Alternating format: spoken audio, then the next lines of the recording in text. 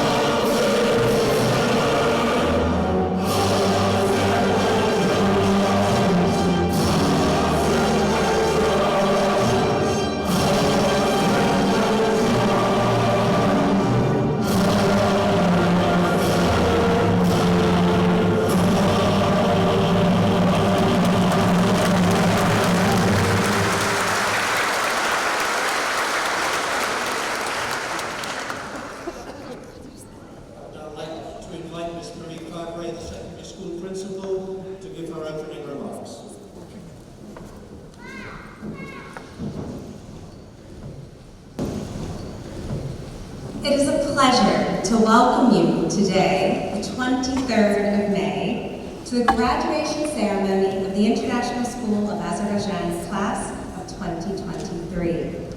We come together as parents, teachers, and friends to celebrate the learning journeys of an extraordinary group of students.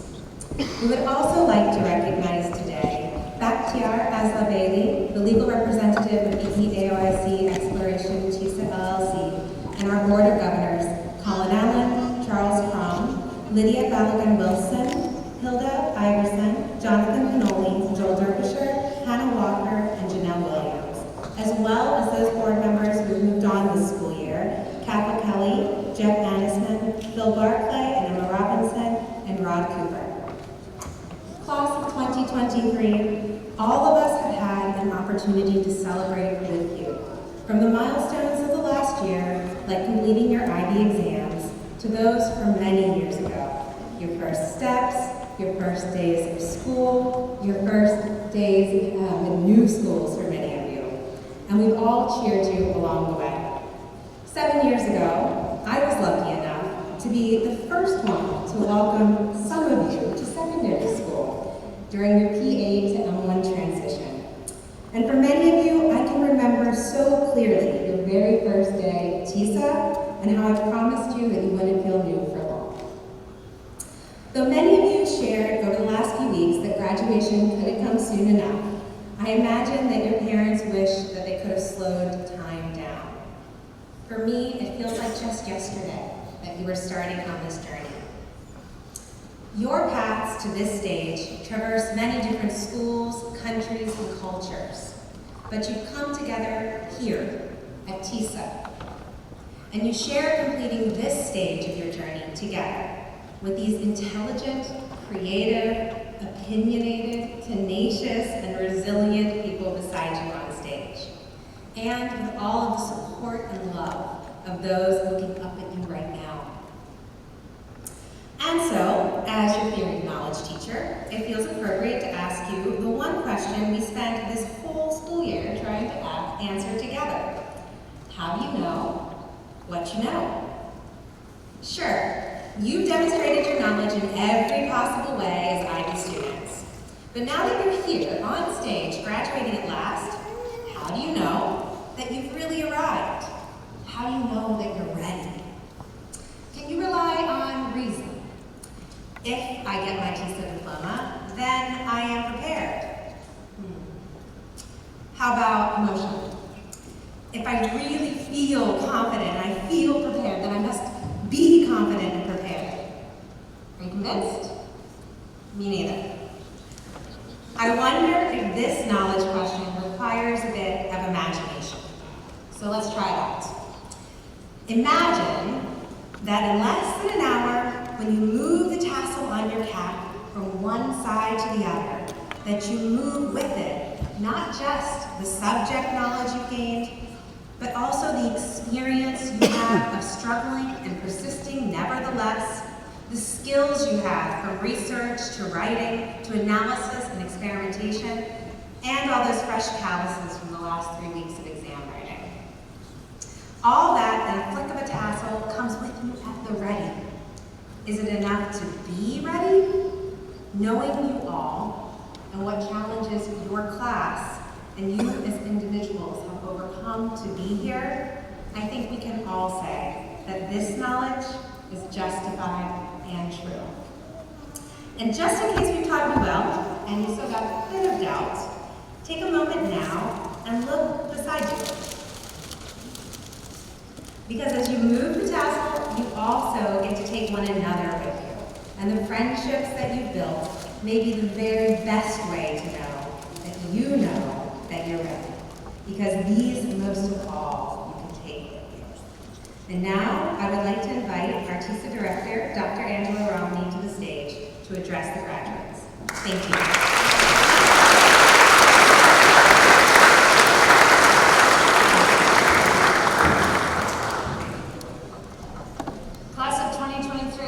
Congratulations.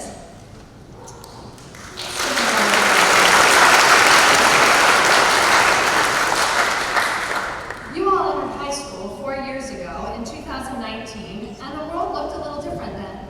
In the past 4 years, we've all witnessed transformational change. Our collective and individual experiences during the pandemic changed us. Political shifts and social issues emerged, Technology advanced at an unprecedented pace, giving rise to the increase of artificial intelligence in our daily activities. All this change has happened in the 4 years since you've been in high school. Recently, I saw a post on social media from a university student who appeared to be out at a club with friends late at night. In the caption, it said something like, "ChatGPT came through for me again." The implication was that he was able to go out and party with his friends late at night because he was relying on ChatGPT to do all of his schoolwork. Now, this is not an anti-technology speech, so don't worry, you don't need to throw away your cell phones. We all recognize and appreciate the convenience and value of technology and what it can provide us. However, we also acknowledge that technology, and most recently the increase in artificial intelligence, poses serious questions about how we allow algorithms to influence our decisions and behavior. Social media, among many other technologies that we use, relies on algorithms. These algorithms are designed to personalize our experience, making it more useful and enjoyable for us. To achieve that personalization, the algorithms collect information about us and our behavior and use that data to adjust our exposure to ideas, information, entertainment, and products. For example, recent research shows that 80% of what we end up watching on Netflix was determined by algorithms. We may think we're deciding or making a choice independently to watch a show, but the reality is that algorithms are heavily influencing that decision. Pretty spooky. Besides influencing decision-making, algorithms that drive social media are also influencing our overall attitudes and emotions. According to the Gallup Global Emotions Poll, it's a real poll, people worldwide experience heightened levels of stress, sadness, anger, and worry in 2020, more than ever recorded before. Now, the pandemic certainly influenced that data, but researchers are also connecting it to social media and the algorithms that power it, to the increase of anger, anxiety, and rage that more people are experiencing. Dr. Aaron Balick, a researcher and psychologist, observed that people are perpetually wound up. This is not a healthy phenomenon. So the world today, heavily influenced by artificial intelligence and media, has angrier people. And angrier people generally do not stay angry by themselves. They get into conflicts with other people. We can see this in reality, but we can also see this play out on social media. A quick glance at the comment sections of any type of political tweet is filled with hateful rhetoric and personal attacks. Society today is highly polarized and divided. That division can be seen between countries, political parties, religions, races, genders, and even less consequential matters like brand preference or sports team rivalries. I'll admit that as a New York Yankees fan, I'm having a little bit of a hard time with my daughter's fiance being a Boston Red Sox fan, but I'm working on it. While it's healthy for people to have different thoughts and opinions, the amount of anger, hate, and incivility in our society has reached new heights.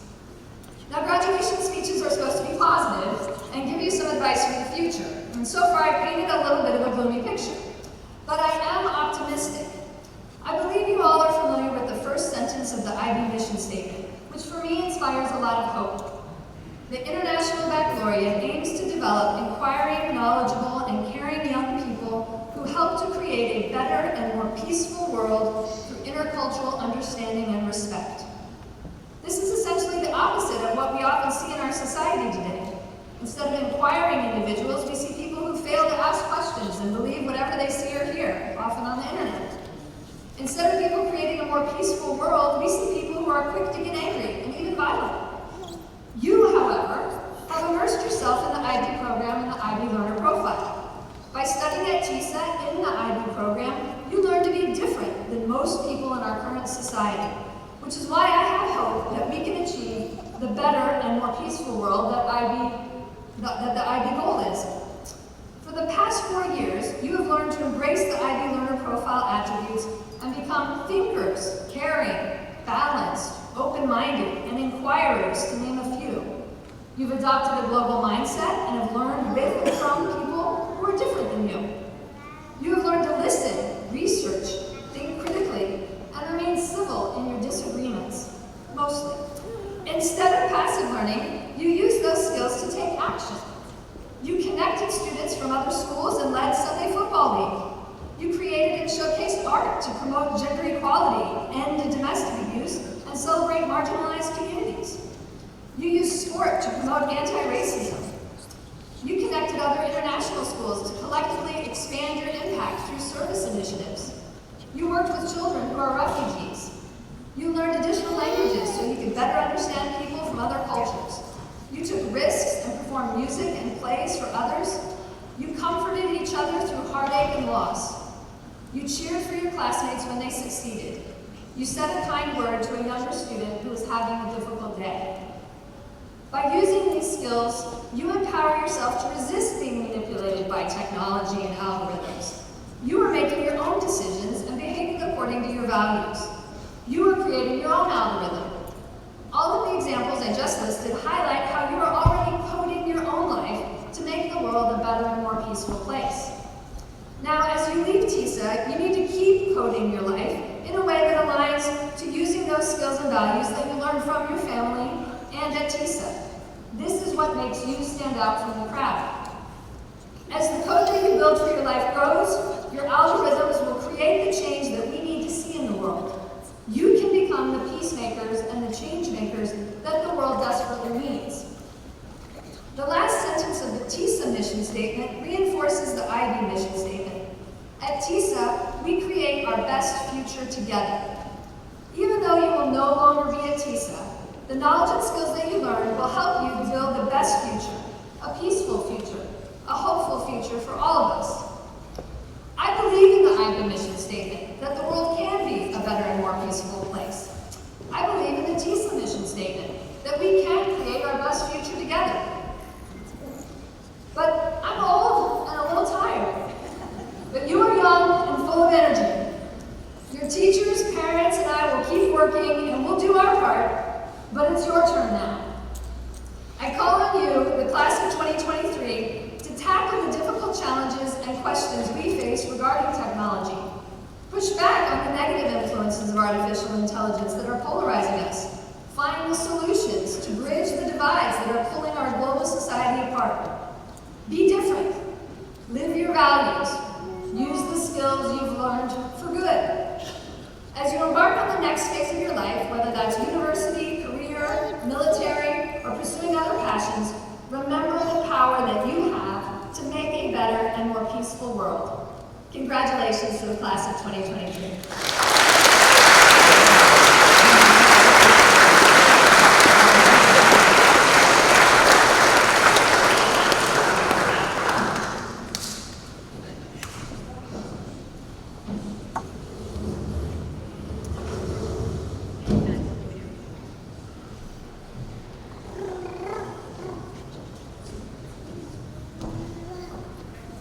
Dr. Romney, I don't have to stoop to get to the microphone now, that's useful. Our first musical item of the evening, I would like to invite Ali Tunç, one of our DP1 music students, who is going to play Lavender Field by Karen Tanaka.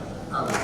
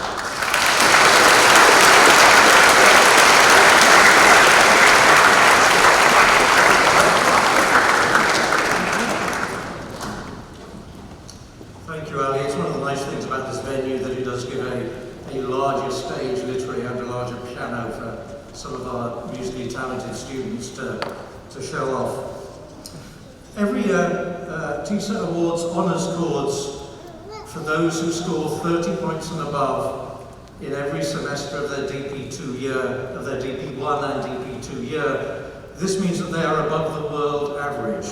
We also award high honours chords to those students who score 35 points or above in each of the 4 semesters. I'm now going to read to you the names of those students who this year have received honours. Please, if you can hold your applause until I get through the list of names. Those students of the class of 2023 who received honours chords: Daria Najafli, Emil Kojev, Fraser Nielsen, Nurai Hussainli, Sanya Kota, Celine Esper, Eileen Barry, Jiwon Chun, Nasreen Masmamadova, Nicholas Lejava, Rebecca Shutt, and Anushka Singh.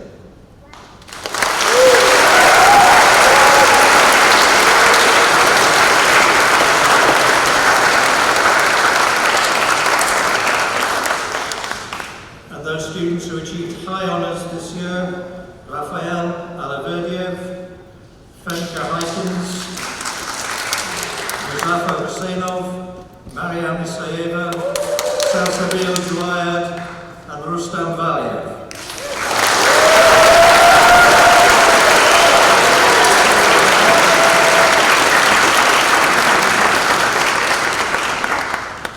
And our 2 highest points achievers of this year, the salutatorian of the class of 2023, Hidar Karimli,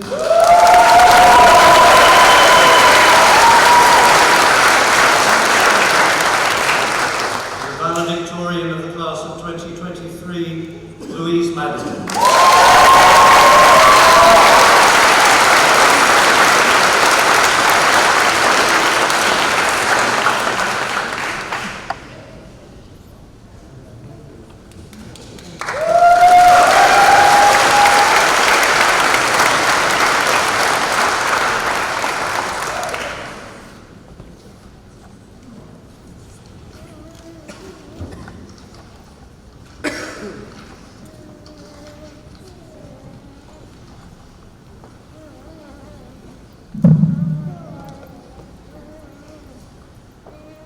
Dear teachers, proud parents, distinguished guests, and Mr. DeBruder.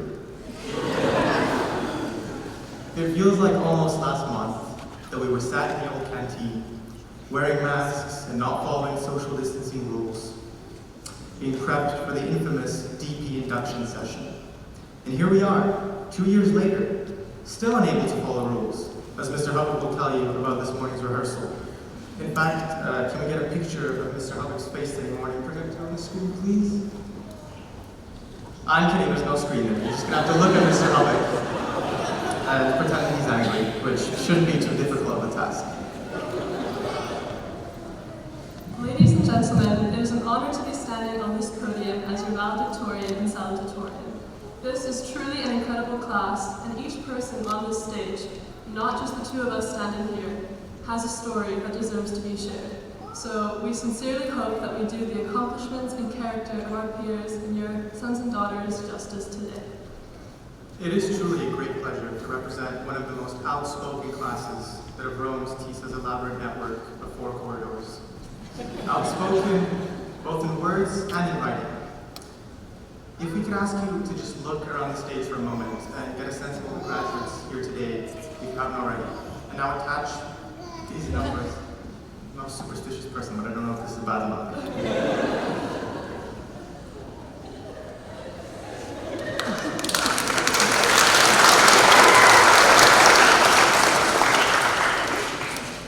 If you could look around the stage for a moment and attach these numbers to the faces you see here today. 600,000 words, 3,000 A4 pages. That's the sum of all written work produced by the students on this stage here today throughout their 2 years in the IB program.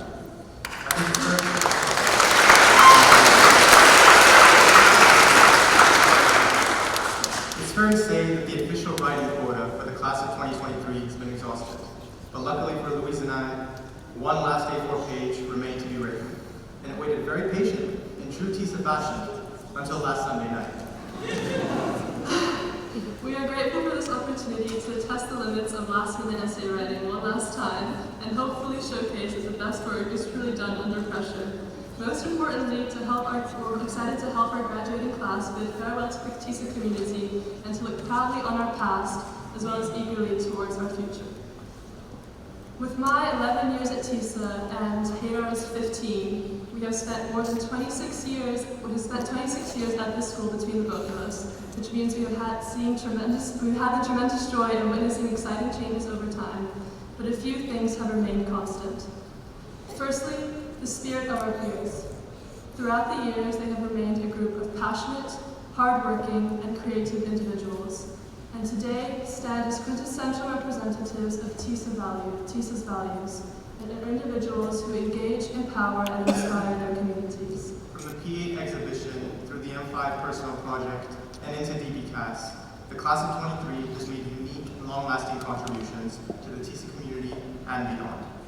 Whether it be Eileen, Daria, Cecile, and Mariah's UNHCR project, or Fraser and Connor giving up their weekend mornings to coach TISA primary school football, every member of the class of 23 has left a unique mark on our wider community.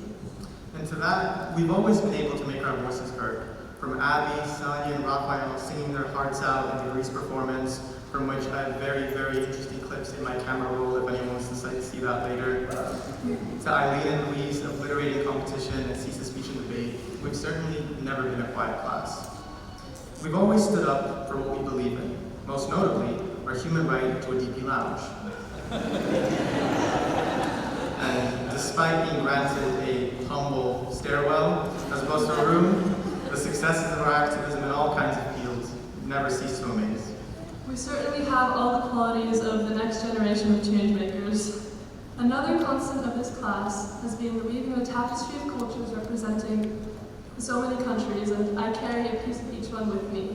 But the biggest share right now is occupied by Hakimi, Shafiq, and Aniq's Festival of Languages, Malay, and Singaporean food, especially Shafiq's famous curry puffs, which is what I'll miss the most about him. I'm kidding, I'll also miss the donuts. And through all the changes in the past few years, the unwavering character of this class is something we feel very lucky to have been a part of and witnessed ourselves. From watching Catherine, Salsabille, Noor, Rebecca, Hakimi, and Layla grow as artists and generally share their visions of their DP art exhibition, To cheering on the brave soldiers of the higher level maths and sciences who with their small classes found strength and unity, tackling every obstacle, not only as students, but also as friends. it has been nothing short of inspiring to look on as our peers succeed in their interests and reap the benefits of resilience and perseverance. Now do keep in mind that perseverance here is an umbrella term, even if it may involve Raphael memorizing a few math mark schemes or 10. Dedication is what matters, Raphael, we know. And it's exactly that, perseverance and dedication to each other, which has made all our successes possible. Whether it's proofreading each other's IAs scarily close to the final IB deadline, which Mr. Hubbeck tried his best to hide, but we still found on Reddit. Or carrying textbooks for classmates on crutches because apparently stone-paid motorbike drivers have had really bad luck recently. Not to worry though, Carter might be out, but we've still got Fraser with both legs in the back. The class of 2023 has always been there for one another through the best and worst of times. But we would not have been able to overcome the obstacles, the pandemic, the IB, and admittedly sometimes our own procrastination put in our way. If it was not for the incredible people in the room today, we are lucky enough to call our teachers.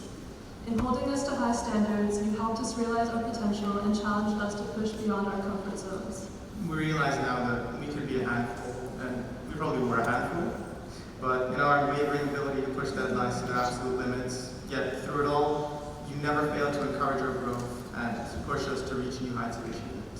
So to Mr. Dove, Ms. Nigar, Mr. Johnson, Mr. Hubbeck, Mr. Borgerding, Ms. Carnegie, Ms. Azad, Ms. Sadat, Ms. Goulart, Mr. Koji, Ms. May, Ms. Barron, Mrs. Matthews, Ms. Scales, Mr. Walker, Mr. Nick, Mr. DePuter, and our cast supervisors, Mr. Becca and Mr. Nathan. We cannot thank you enough.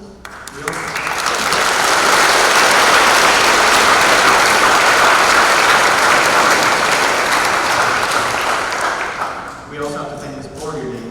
Without her support and guidance in navigating the winding road of self-discovery, we've each found ourselves on a path to success, and most importantly, one that is the best possible fit for us. So thank you.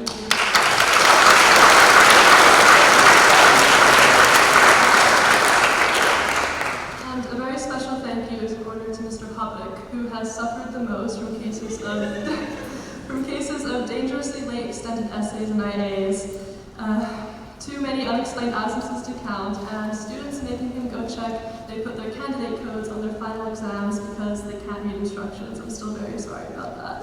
And students who read instructions but take 10 minutes after the exam to flip through the question booklet before reluctantly handing their paper into Mr. Hubbard's growingly irritated hands. That one's my bad. Nevertheless, he has always managed to put a smile on our faces with his regular class rates to hunt down late submissions, his subtle jokes about the IB during TAS sessions, and his truly unique ability to put even the most anxious people in the exam room completely at ease. In the midst of all the IB chaos, knowing that we were in the firm hands of Mr. Gareth Hubbock and his 12 grey suit wardrobe made our lives that little much easier.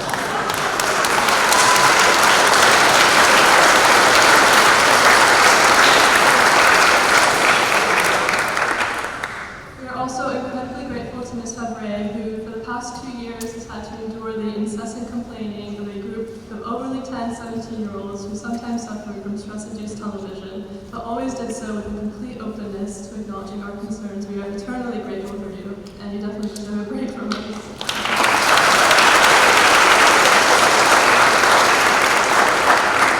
Finally, to our parents, as much as the last 2 years have been a challenge for us, we know that they've just as much been a challenge for you as well. Through all, you remain patient, but most importantly, you are there to listen. We are eternally grateful for your support and cannot wait to make you proud.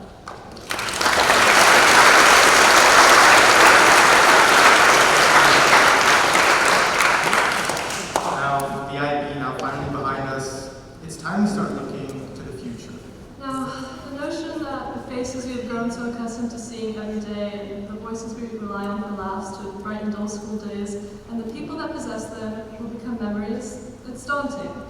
However, we know that we will always be bound by our unique shared experience, something that no amount of distance can take away. So whether you like it or not, you're stuck with us, and we'll always be here in the background cheering you on. Hopefully, time and chance will allow us to witness in person where your path is taking you. For example, we'll be able to go to Sienna, Juwan, Anushka, Anik, and Moya for all medical tips.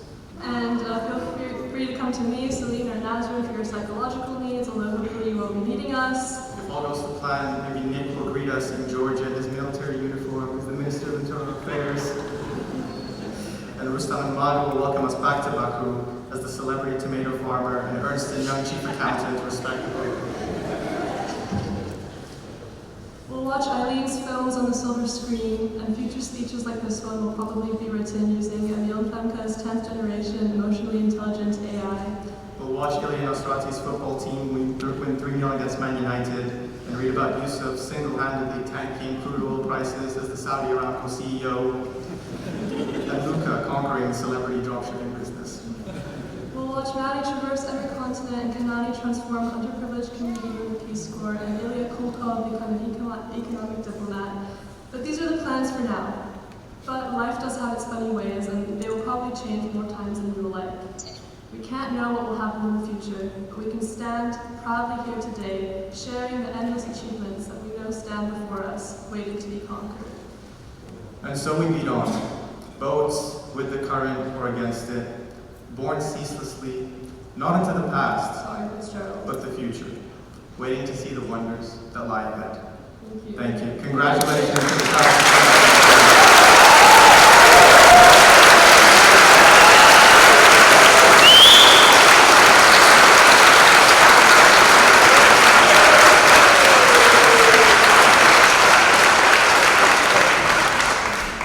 Thank you very much, Haydar and Louise mainly, for that. I think shows the eloquence and the individuality of many of this class. That certainly wasn't written by ChatGPT. Moving swiftly along, Rustam Valier is now going to perform for us. He's going to play Ishunja by Baku.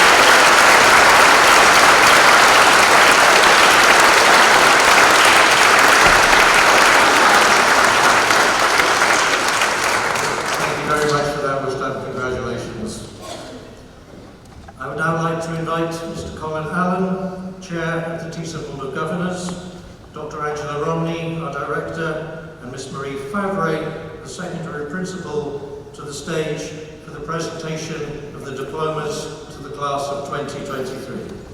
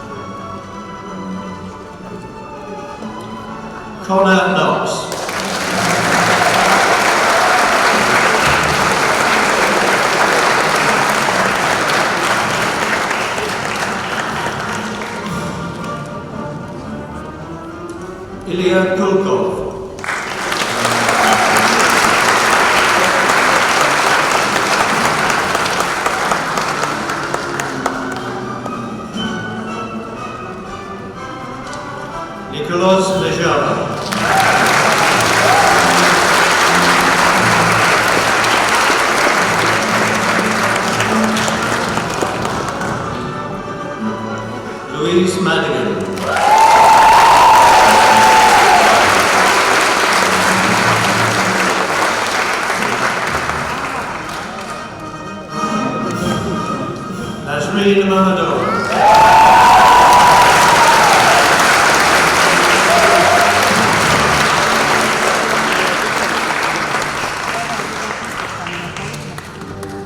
Kanani Masni.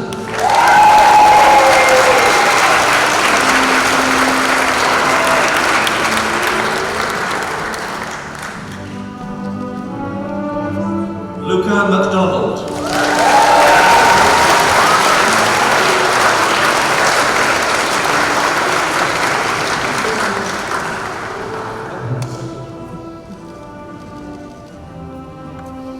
Mohammed Anik Haraz bin Azmi.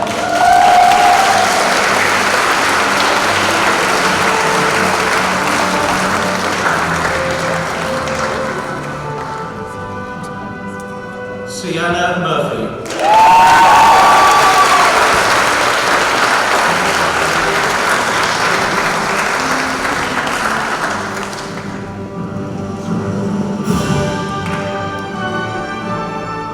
Daria Najafi.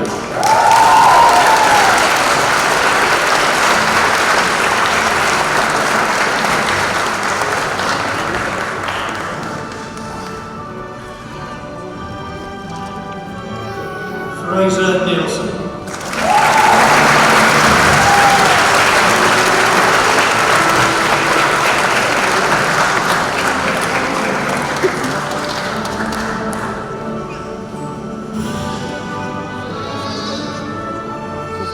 Ilya Nosrati Heradi.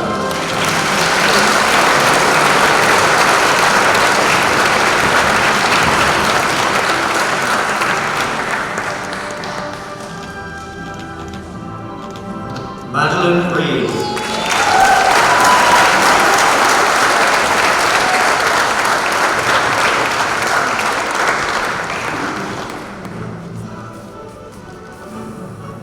Rebecca Shutt.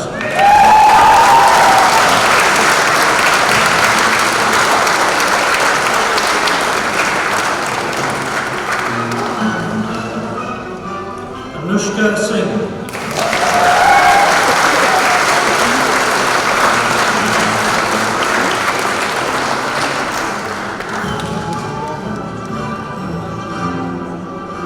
Rustam Baliev.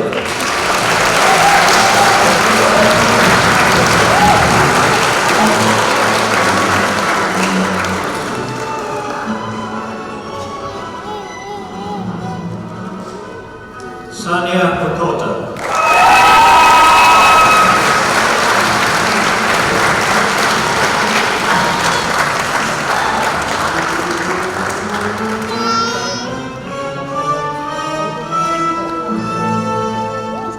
And Abigail Williams.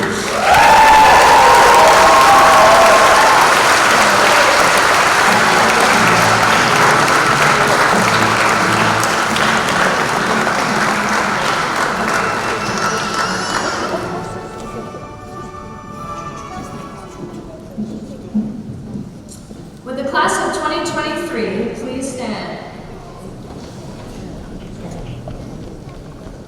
As director of the International School of Azerbaijan, I hereby certify that these students have met all the necessary requirements to be considered graduates. At this time, I am honored to recommend you for graduation. Graduates, you may now move your tassels from the right side to the left side.